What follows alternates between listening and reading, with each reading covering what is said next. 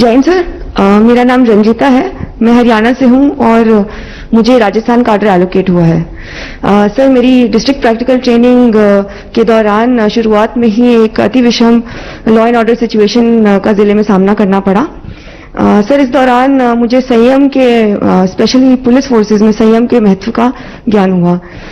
Sir, क्योंकि लगभग सभी तरह के आंतरिक सुरक्षा के मामले हों या लॉ एंड ऑर्डर की सिचुएशन हो, वहां पर हम अपने ही देश के नागरिकों का सामना कर रहे होते हैं और इस परिस्थिति में ये जरूरी हो जाता है, अति आवश्यक है कि हम संयम बरतें।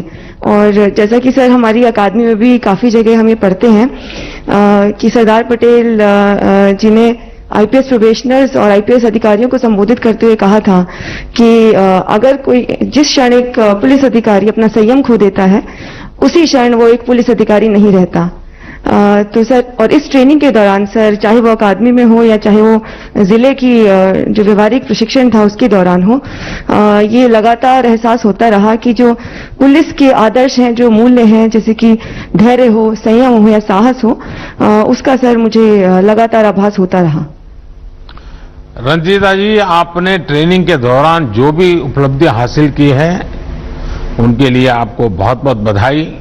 और अभी अतुल जी आपका वर्णन भी कर रहे थे।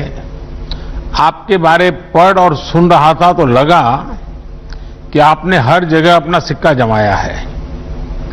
आपने जो कुछ भी हासिल किया है उसे आपके घर, गांव, अड़ोस पड़ोस में अब बेटियों को लेकर बदलाव दिखता है या नहीं? क्या अनुभव आता है? सर, प्रथम धन्यवाद सर।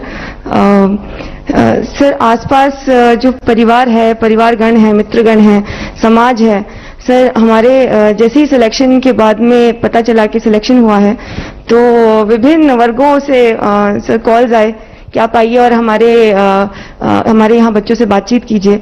और उसमें विशेषतः सर जो गर्ल चाइल्ड था सर, उस पर फोकस रहा कि आप उनसे बात कीजिए क्योंकि आप एक मोटिवेशन, एक रोल मॉडल की तरह एक्ट कर सकते हैं। सर, यही अनुभव मेरा जिले में भी रहा। वहां पर भी काफी बार ऐसा अवसर आया जहां पर मुझे बुलाया गया कि मैं विशेषतः महिला स्टूडेंट से बात करके उनको मोटिवेट करूं, उनको इंस्पायर करूं। और कहीं ना कहीं सर ये जो वर्दी है, इसमें एक आइडेंटिटी, एक पहचान तो मिलती है और एक जिम्मेदारी और एक चुनौती का भी एहसास होता है। और अगर एक महिला को वो वर्दी में देखते हैं और इससे उनको कहीं ना कहीं थोड़ा भी मोटिवेशन और इंस्पिरेशन मिलता है सर, ये मेरे लिए असली उपलब्धि रहेगी। जय हिंद श्रीमान, मेरा नाम नवजोत सिमी है। मैं पंजाब के गुरदासपुर जिले से हूं और मुझे बिहार काडर आवंटित हुआ है। सर, मैंने डेंटल सर्जरी में लुधियाना से की है। मेरी डिस्ट्रिक्ट ट्रेनिंग पटना में हुई और इसी दौरान महिला पुलिस कर्मचारियों की बढ़ती संख्या, साहस और प्रेरणा से मैं काफी उत्साहित हुई। जय हिंद श्रीमान। नवजोत जी, आपने तो लोगों को दांत दर्द से राहत दिलाने के लिए दांतों की सेहत ठीक करने का जिम्मा उठाया था। ऐसे में देश के दुश्मनों के दांत खट्टे करने का रास्ता आपने क्यों चुना?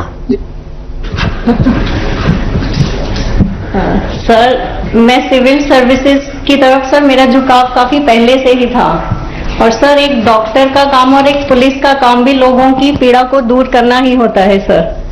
तो सर, मुझे लगा कि मैं सिविल सर्विसेज के माध्यम से और भी एक बड़े प्लेटफॉर्म पर रहकर लोगों की समस्याओं के समाधान में अपना योगदान दे सकती हूँ। आपने पुलिस फोर्स ज्वाइन की है तो ये सिर्फ आपके लिए ही नहीं, देश में बेटियों की नई पीढ़ी को भी प्रेरित करने वाली है।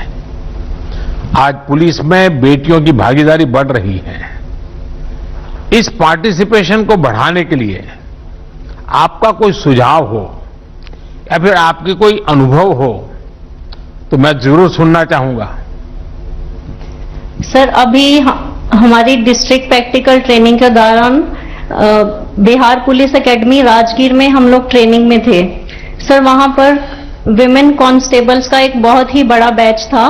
उनके साथ इंटरेक्शन करने का मुझे मौका मिला। तो सर, मैं इतनी ज्यादा उत्साहित हुई कि वो सब लड़कियां आगे पढ़कर बहुत कुछ बनना चाहती थी। सर, वो बहुत ज्यादा ऑलरेडी ही मोटिवेटेड थी।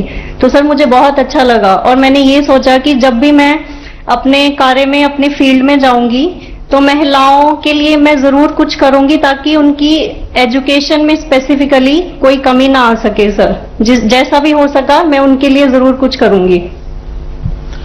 देखिए नवजोत जी, बेटियों का ज्यादा से ज्यादा पुलिस फोर्स में आना देश के पुलिसिंग सिस्टम को मजबूत करेगा। पंजाब हो या बिहार, आप तो महान गुरु परंपरा के राज्यों को कनेक्ट कर रही हैं। और गुरु तो कह गए हैं कि मैं काहू को देत नहीं भय मानत आन, यानी सामान्य मानवी को ना तो हमें डराना है और ना किसी से डरना है।